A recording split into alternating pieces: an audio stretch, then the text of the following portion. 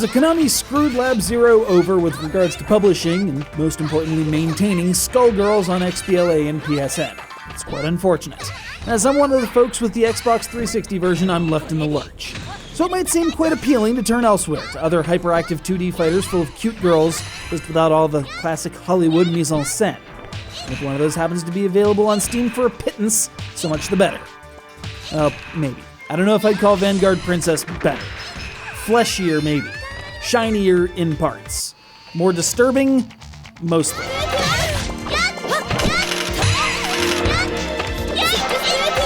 Alright, so it's a bunch of scantily clad anime girls fighting for reasons that the game sometimes tells you about, even if it's just a paragraph in the very poorly translated manual. Heck, let's just extend that. The entire game is tough to make sense of. Sure, there's a large chunk that you can just assume by including StreetFighter.h, like how to block and that quarter circles and buttons do things. But even then, it can be tough to parse. Look at this. Those inputs are identical. Is one of them an aerial attack? Both? Neither? I'm at a loss. How precisely does the combo system work? There's a parry button. What's its timing?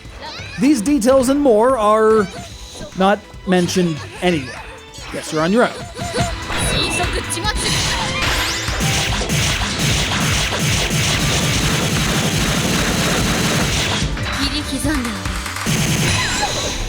So even if your brain runs out of your ears, once you actually get into a fight, Vanguard Princess feels like a fairly standard 2D fighter.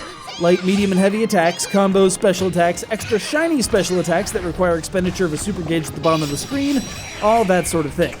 Though it should be mentioned that, if you're using the default controller bindings, the two buttons that you need to hit simultaneously for these big shiny things are oddly split apart. The square and circle or X and B buttons, making that a fun little scramble to the options menu.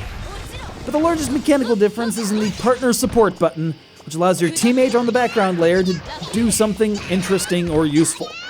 There are 5 partners and 10 playable characters, so that's like a roster of 50, right? Right?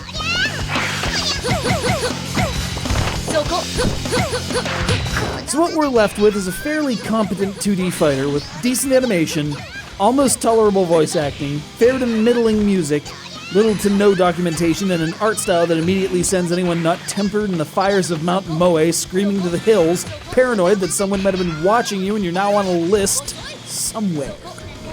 With that, I have no idea who this game's audience is. Anyone who recognizes the quality of the gameplay also knows enough to want better, especially as far as information on the mechanics is concerned. Folks who just want to ogle scantily clad anime girls probably aren't going to be able to keep up with what is a fairly wicked learning curve. And anyone capable of going, man, could this girl look any more like Order Soul, is already waiting with bated breath for Guilty Gear Xrd and not really paying attention to other things. You can go on Steam for yourself and see.